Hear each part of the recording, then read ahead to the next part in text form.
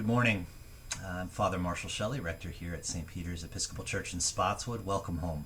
I wanted to take a few moments to speak to you today and give you an update on the life of Christ here at St. Peter's. A lot is going on, if you will, behind the scenes as we think about what comes next for us as a parish and how we can embrace the changes that we are called to in order to be a healthy and welcoming and supportive mission-oriented church post-COVID-19 isolation. On top of that, we continue to bear witness to each other and with each other and to the wider world of the life of Christ through our virtual presence online. We offer that through these updates. We offer that through daily prayer as well as weekly liturgies on Sunday, and finally Bible study. All that's going on. But I wanted to take a minute today to talk about the life that we are coming to understand ourselves and what we are called to do to live faithfully in these days. You know, one of the things that popped for us, I was in a conversation with a friend this past Sunday. He is in the process of writing a Broadway show, and as he writes, he's trying to end the first act with a memorial service, and he wanted my input as a pastor on how we can effectively how he can effectively stage that, but also what we as pastors do to help people when we help them prepare and then we wind up leading memorial services.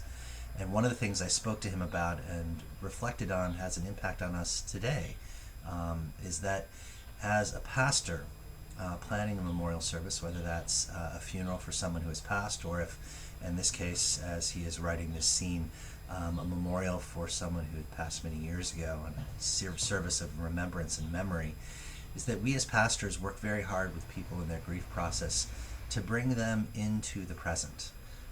That's hard to do when we're grieving what was or grieving who was. And it's hard to let go of those things that keep us connected to others but are no longer really able to be expressed. You know, we want the past to be present because then those we have lost or what we have lost are still with us or are ours to claim.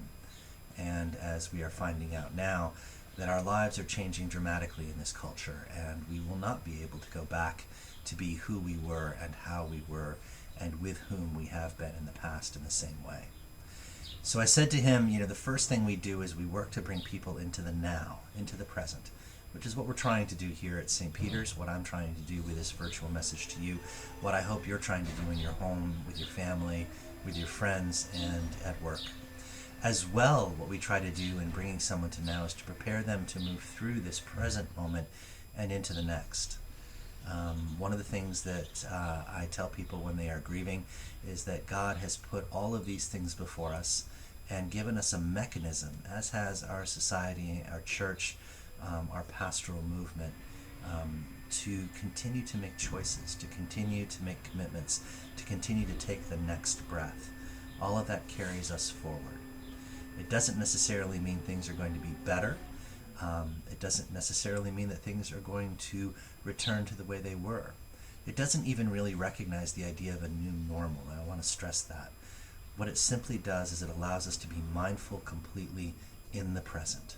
So that is my update for you this week. I urge you to think about how you can be more mindful of the present moment, to be here and now, to feel the feelings that you need to feel, to express the anxieties you need to express, to sit and be aware of both the beauty of the world around us and also the terrible nature that everything really truly is a fleeting moment for us. To embrace the reality that sometimes we're going to be depressed and sometimes we're going to have very good days. Some days the sun will shine, and some days the rain will saturate our own souls with sorrow. That's okay, because this is the present moment. We are here and we are now together. I am affirmed in that and feel supported in that as I ask for your prayers.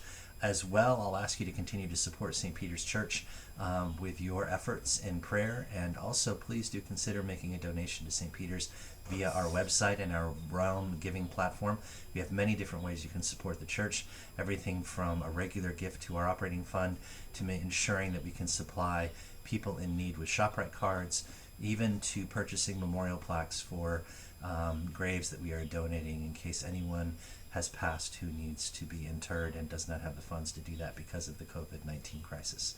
So we are very heartened to be together this day in Christ. We are very heartened to be able to gather as a community of faith, even if it is virtually.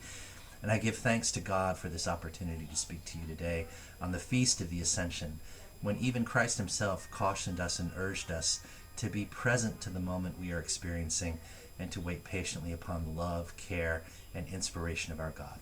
God bless you and keep you. I raise my teacup to you and wish you well. God's blessing. Take care.